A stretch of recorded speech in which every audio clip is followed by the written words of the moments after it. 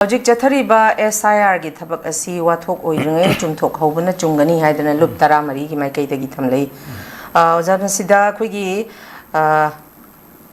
census pangthok tringai da NRC hana masi chatnagadabani haibagi issue su kana lairingai tanja sida amuk akhoigi masigi SIR gi wathok si oiringai chumthok hobana chungani haidana lup tara mari gi mai kaitagi su thamlei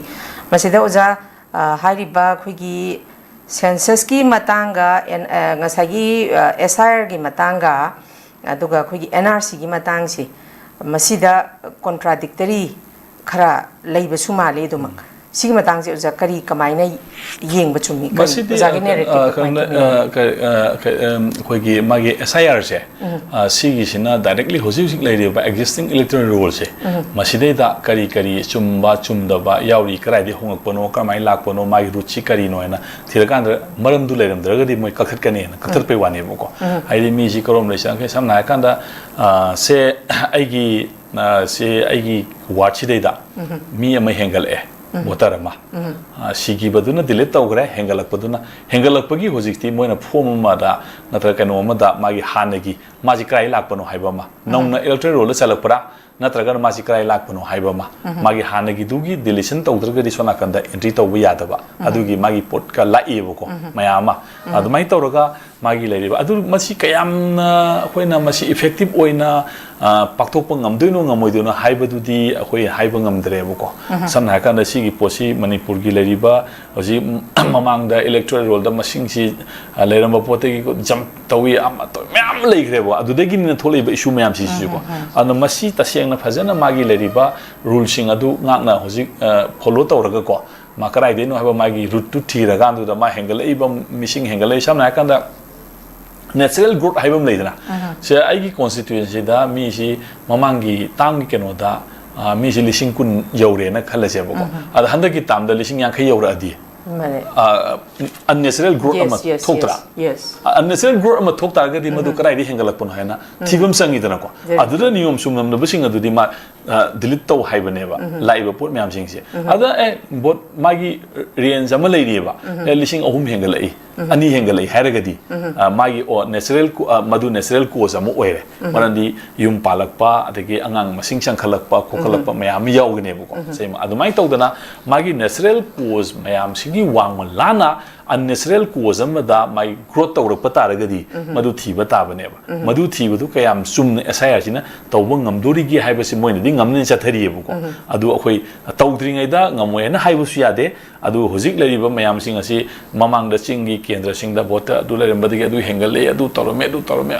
ama thokre bu ko thoi mayam sing asi karawai digi doubling chatlaga hengalibra natra karawai da leramba digi chongchilai no kamai to no haibuse masi leriba mechanism si ai phajana chumna sijinara kansida masi deletion tawbada adu masi kanglon chumna tawdragadi adu su heng problem adum oiduneba ain punamak se kanglon chumna tawradi afabadum oini lairiba sida political subjective or political motives yaung satharaba ama tawraba adu itagadi adu su akai badum lakaneba adu ne bajik luptra maina hairiba magi keno se mi yengse ko niyom sumna tawbiu tawdabida si tawganu na haibi waneba adu punamak se lariba mayam punamak se hojik lariba akhoi lariba my government ki karigi lariba machinery mayam sing asina sidasu dum masai aina haijegi budu agenda ama yaung satha boy oitaragadi adum akai badum leigane buko adugi agenda mayam sing dunia akhoi ne dodi adum lariba pot mayam sing asi yam luba manipur di face amani hojik akhoina mamangi ngasi nungni mamang sideda cover to unagre dana ko akhoi gi border gi kano da 15 kilometers gi kano da leiba construction puna molu thugayu ko gayu du to le haibo ko mayam leidana ko si madigi di mitop sing sela bagya semiba ain punamak se akhoi saidana karmaina chanaga da bano haiba potu gi directive ama leiriba adugi directive tu ne bayana maru de general law ma semagasu general law du gi implement tawna ba directive ama leiriba haiba sing je manipur de ne adu khara tumin nation no adu khoi taw posi sai rajasthan gi adegi bengal gi sai gi kano tawna bani ko na bani masi tek tawna bani adu manipur gi adai area du di north east gi area du di yaude adai du di akhoi gi tongan ba kano ma leiri agenda ma leiri gaina magi agenda du sinari dum tok tam na tro Sini lariba poche aduna lariba popuna max ain puna max effective uhengena ta uhelo haiba poche magi directive ki makha poleba adura directive adu deida magi leriba magi agenda du su kari no haibudo maduda magi oba aron be agenda ama yarom targadi adu su bera lakadoi ne boko sine ba khoi gi singna ba khoi suspicion si aduna akhoi gi fully akhoina trust oiba and trust oiba political aspiration ama masi akhoi gi ngakpa ngamba political power ama hojibokta akhoi keno degi semgap ngamjida base masina maram ora kansida akhoi gi leriba khudong sada mya punamak se akhoi tholi bane boko adai du da idi adumaina adum masi gi miyeng se idi smai sum lei saina ai thamjege thagachari uja